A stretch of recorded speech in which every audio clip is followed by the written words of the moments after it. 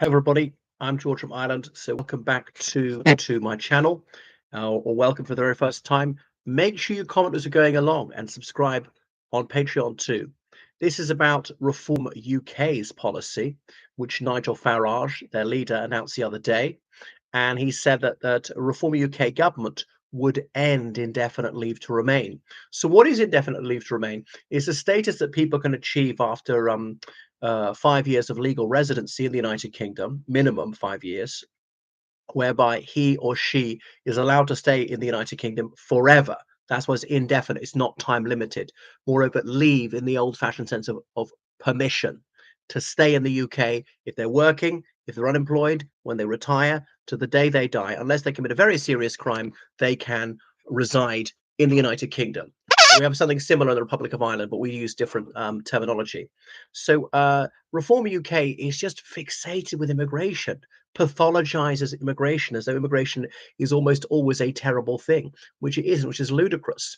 Because you look at trajectories of the UK's population, and project where it will be in 50 years' time with immigration of, say, 200,000 net per annum, or with zero immigration, and the two very different figures. And okay, with some net immigration, reasonable immigration, it will grow a bit, that's fine.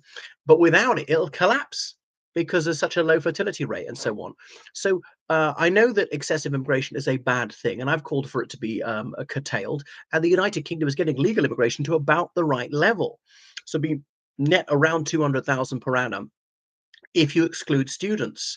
And most people don't count students in immigration figures. And 9 out of 10 students, they finish their course and they leave the country, and that's fine. They brought some money in, and they might have worked part time in a shop or a pub whilst they're here, and no harm done there. But so Reform UK has got this unhealthy obsession with immigration as though it's always dreadful and must be stopped at almost any cost. Even they say net zero non-essential immigration. Even they tacitly acknowledge some immigration is absolutely essential.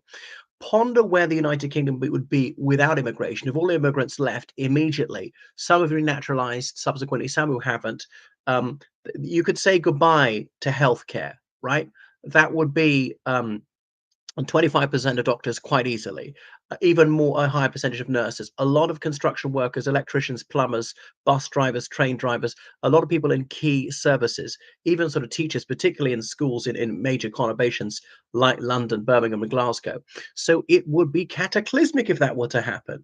So immigration doesn't have to be a terrible thing, can be a good thing. Immigrants are humans too. And yeah, even Reform UK doesn't say they stop all immigration and so forth. And this really is preposterous. So indefinite leave to remain, and say, like, I know a woman who's got it, been in the United Kingdom since she was a child, doesn't want to lose her citizenship of another country, is married, and so her husband is British, born British, her children are British citizens from birth, she's not. And so he would end indefinitely to remain, and so people have to apply every 5 years, and they could lose that status to the right to stay on, and they could be kicked out, and she could be gone. And that's her husband and children left without her, unless, of course, they're willing to immigrate to her country, which might not be easy to get in. They may not be getting in. That'd be breaking up families. So much for family values. So it would be a bad policy. And you think of the uncertainty that these people would face, stressing people out. So no, it's going too much. So indefinite leave to remain is not easy to obtain. They have to prove that they've been working for almost the whole 5 years. They've been paying their taxes. They've been obeying the law. And okay, there's a very minor brushes of law they've been allowed to stay. And I think that's right, and so forth. And often they don't get it after 5 years, having to apply for 6 years and 7 years and paying these big fees. And it's a huge administrative hassle. So I would probably make it more expensive, but I wouldn't make it more bureaucratic or make it less. Likewise, citizenship, you want to extend the time period because you have to get indefinite leave plus 1 more year, so minimum 6 years legal residency in the UK to get it. And being resident for the purpose of study does not count as normally resident. Doesn't count towards that 6 years total. I wouldn't extend the 6 years. I wouldn't even mind reducing it. I would make it a lot more expensive.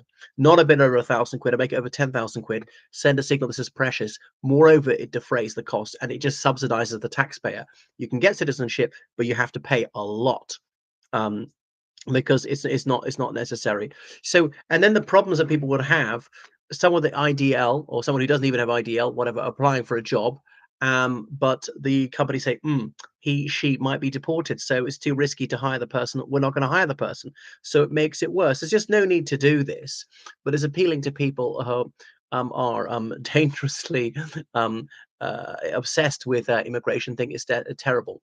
So, and indefinite leave to remain does give people the right to benefits. They say it would claim it would save over 234 billion pounds over several decades, which might be true. But think of the cost of not having people working in key sectors. And all right, some of them are not in key sectors.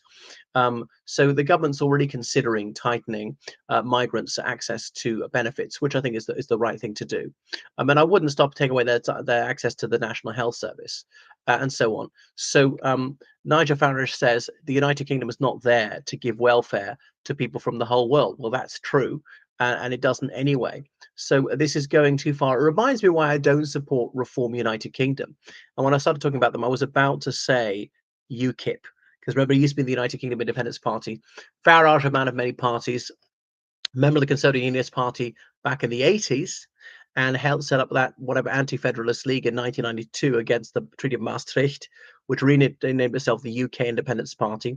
Then he and most of his acolytes decamped to Brexit Party, which has then rebaptized itself Reform UK.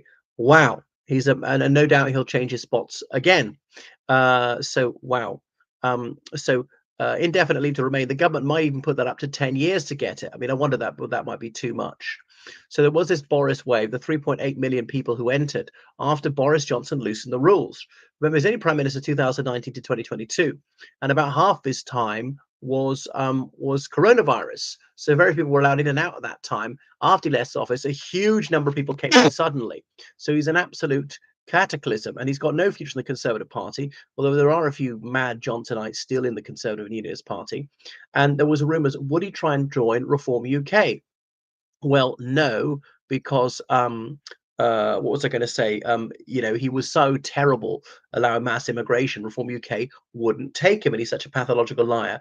Plus, Farage doesn't want to be overshadowed. Neil Hamilton, who was his confrère in UKIP for a while, subsequent leader of UKIP, Neil Hamilton said the trouble with Farage, he has to be the bride at every wedding and the corpse at every funeral. So he's a bit of a megalomaniac. No wonder he sees a kindred spirit in Trump. This policy is going too far. Stress the unworkability of it.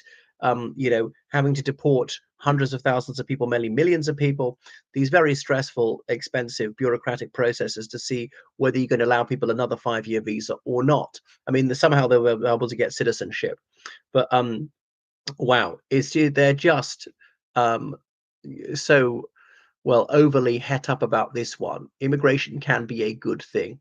Anyway, so the what was I going to say? The Oxford Observatory for Migration gave some data on how many people are coming in recently to the United Kingdom. So about 430,000 were granted that. Yeah, granted indefinite leave to remain by the end of 2024.